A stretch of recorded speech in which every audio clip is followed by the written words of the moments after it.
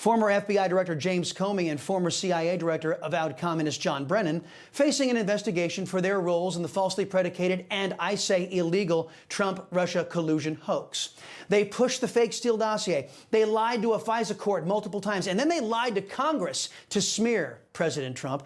The FBI is exploring their conspiracy to manipulate intelligence and target Trump, as exposed by CIA Director John Ratcliffe's declassified review of their 2016 scheme.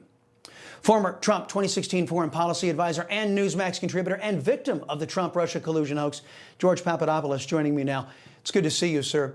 You're on record saying this is an airtight case. Explain why. Yes, Chris, thanks a lot for having me. The reason I think this is an airtight case is because let's look at how this entire process has evolved. We've already seen 4 different investigations into Russiagate, from Comey's Crossfire Hurricane to Inspector General Horowitz to Mueller and then John Durham. That included 2 special counsel investigations. With all of those facts and all of those different investigations, we now have 2 criminal investigations into CIA Director Brennan and FBI Director Comey. This is unprecedented. Based on the high-level notification that the Washington Times and other news outlets, including Newsmax, have done by giving this information out there right before the midterms, I think that the only way you could have potentially brought this type of headline is if there was an airtight case. Nothing else would make sense. I think they have the goods on both of these people. And the only way that they do have this criminal investigation ongoing is because there was probable cause and an adequate predicate that Patel and Ratcliffe have already found.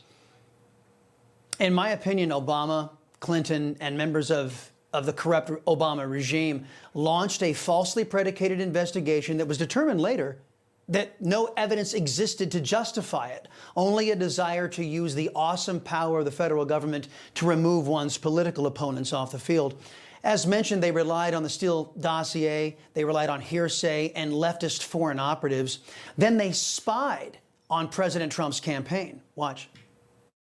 The biggest scandal was when they spied on my campaign. They spied on my campaign. Well, there's no real evidence of that. Of course there is. No. It's all over the place. Leslie, Sir, they spied on my campaign and they got caught. Can I say something? You know, this is 60 Minutes, and we can't put on things we can't verify. You won't put it on because it's bad for Biden. We can't put on things we can't verify. Leslie, they spied on my campaign. Well, we can't verify It's been totally verified. No.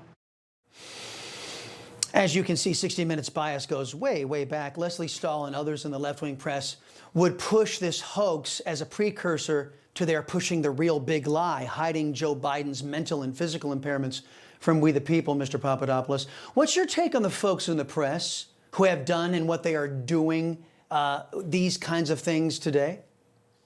Well, I think that's why the press has a record low approval rating by the American people. I think the American people simply have lost their trust in the media because, and I would argue, Russiagate was such a critical falsity that was propagated by the mainstream media and various outlets to the extent that it resulted in a potential coup against a sitting president, that the president and his team and, of course, MAGA survived. But I would really say Exhibit A is, like you just showcased to the audience of 60 Minutes, of how she was pushing against President Trump's pronouncements about spying. Yes, the campaign was spied on. FISA warrants were obtained fraudulently to spy on the Trump campaign. You have people at the FBI, former FBI officials like Charles McGonigal, who is now currently sitting in prison based on his activities during Russiagate. You have Kevin Kleinsmith, the FBI attorney during Crossfire Hurricane. He was convicted of a felony during John Durham's investigation. This is not all smoke and mirrors. This is real stuff that occurred, and the media just never wanted to tell the truth.